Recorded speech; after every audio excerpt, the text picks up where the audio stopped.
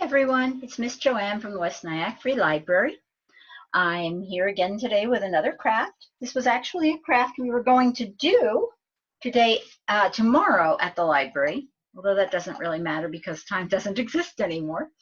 It's called the Luminaria or Luminary. Some people call it one, some people call it the other. This is what it will look like, more or less. This one I added glitter to at the very end. I'm not using glitter today because I'm right here by my computer and I don't want glitter in my computer. So all you need is a jar, an empty jar. And this one, I started on it so you can see that side has nothing on it yet. An empty jar, well cleaned. You want it clean on the inside and you want to take off all the glue and all the label. Make sure you don't drop that label down the sink. Okay, so I scrubbed it off really hard and peeled off all the paper bits and threw them in the garbage, and then I used a scrubby sponge thing to get off the excess glue. So my jar is empty and clean except for where I've started putting on my tissue paper. You need little pieces of tissue paper. The other one that I had completely made is pink and purple and green and yellow on there.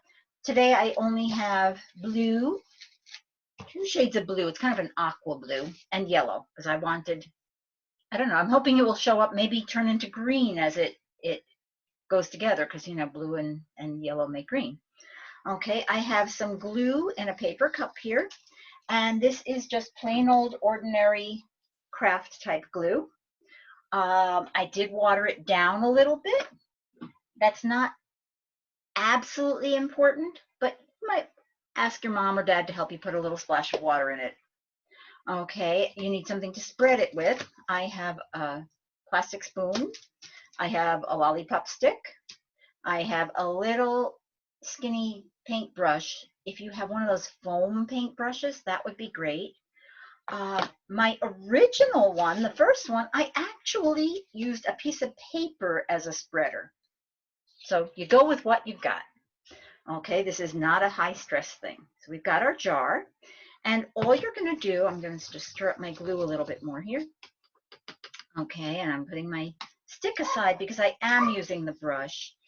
I think I watered my glue down a little too much, so you'll see it kind of beads up, but again, this is not a terribly urgent thing. You just kind of spread it on there, and then you're going to take a piece of paper, and I'm kind of alternating between yellow and blue or blue-green, whatever color you want to call that, aqua. And I'm just putting my paper on there, and it gets smudged up. That's okay. You want it smudged up, unless you don't want it smudged up. Some of you might like things very smooth, and that would be fine. And then I just kind of went over it a little bit to get the corners down. And if you notice, I'm smearing glue on the next section. So I'm going to take another bit of paper and put it on there and pat it down. Okay, and that one I don't even think I need to go over. And I'm going to just keep doing that. Here's a piece of yellow. You can, if you want, let your papers get doubled up, you know, overlap them. You could put down a color and have it doubled. Just make sure you have enough glue to make it stick. So that would be like if I did this. Here's my glue, and here's my piece of blue, and I'm going to kind of fold that in half, or even crumple it a little bit. This is not a precise craft. This is a go by the seat of your pants kind of a craft. You do what you feel like doing at that moment. Okay, so there I'm getting mine covered up. And that's looking a little too regular to me, so maybe I'll start putting some things going the other way. Maybe I needed more colors. I could do that if I wanted. I could go get more paper and use other colors as well. Okay, and you want it with a little bit of crumples in it. You don't want it perfectly smooth. So don't obsess. Just go with the flow. I should have put a different color there, but I'm just going with the flow. Whatever happens is what happens. Okay, I'm going to put a piece of, I need some glue though. Put Put some glue there. And I'm going to put a piece of yellow. I have a piece of waxed paper on my surface here. So there's what I've got so far. I want a little bit more down near the bottom, and I need to fill in. There's a space there. You can see my finger poking through from the inside of the jar. So I need to cover that bit up. And I think I'm going to go with this color here. Yeah, that looks good. And it was already gluey, so it'll, it would stick already a bit. It's going to stick to your fingers. So if that's a problem for you, make sure you have a cloth or something nearby to wipe your fingers on, because I know I'm not the biggest fan of glue on my fingers. If you've ever seen me in the library when I'm doing a craft, you see that I constantly keep wiping off my fingers. It's just how some of us are. Not a biggie. Okay, I think I'm going to put another piece of this here.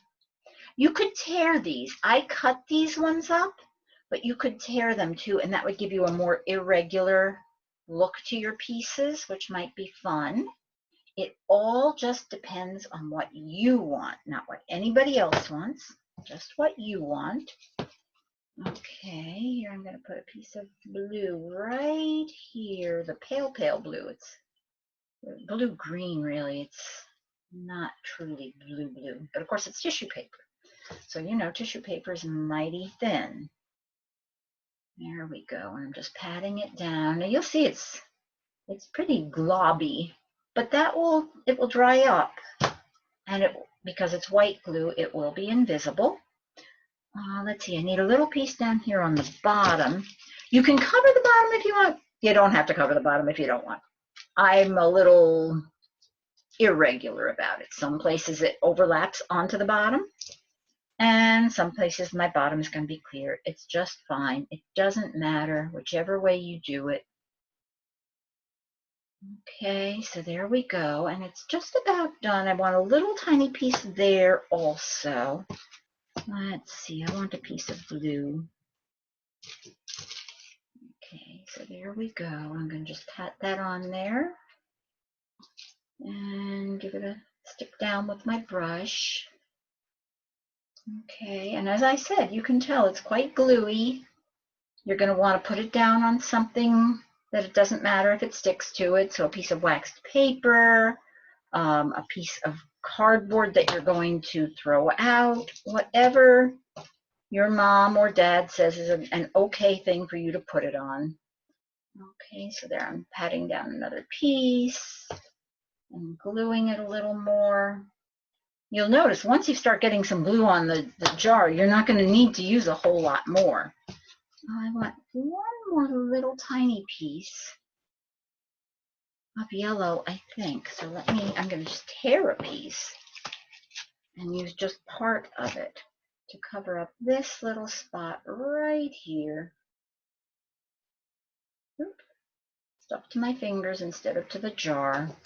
That's what starts happening. And there we go. When you pat it down with the brush, don't press too hard because you'll end up with it stuck on your brush instead of on your jar. So there's my jar. It's pretty much finished. It's very goopy. And then when it's finished, what I did with this one, I put sprinkles on it, held it over a piece of wax paper or something else, and I sprinkled it, shook it off. Then I waited for it to dry, and then I put my little string on. Now you could use a ribbon, you could use string, you could use yarn, whatever you want. I have another piece of this string. This is garden string. You use it to tie up plants. But I'm going to use this one because I want them to match. So I'm going around my jar one time, right underneath. This one has a little bump for the neck. So I'm going right underneath that. And then I'm going around a second time. So there you go. See, I went around 2 times. And I want it to be together, like one string next to the other. So there you go. And I'm going to tie a little bow. I tied a bow in the other one. So I'm going to tie a bow in this one. Okay. And there's my little jar. It's just about finished.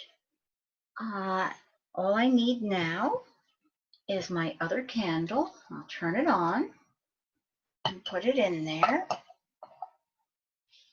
Okay, and there you go. Can you see it lighting up a little?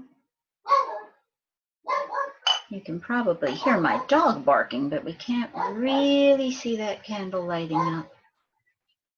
Let's see, if I get up, and I don't know if I can reach the light from here. Let's see. Okay, so now let's see. Now can you see? Now you can see it. You can also see the light on my glasses. So there's the bow. Okay, if I turn it around, there you go. Okay, so that is my little Luminaria craft. You could see was very, very easy. And it's a good thing I had the piece of wax paper here because I just spilled my glue. So good point. Don't go climbing around when you've got your glue there. I do have a piece of paper towel. You notice I'm being very frugal in my house lately because who knows when we're going to get more of these things. So I'm being careful about how much paper towel I use, how much everything I'm using. So there we go. And there's my Luminaria. Maybe you will make a Luminaria too. Maybe you'll send us a picture. If you want, after it's done, you can add maybe pretty buttons that you had around the house, or maybe you have some jewels, some beads that you could put on there. So for that, you would need to use regular strength glue. Maybe even if you had a beading glue or something like that, to put a little glob and put your ornament on there. But I wanted mine plain. So there's mine, and I hope you had fun. Bye.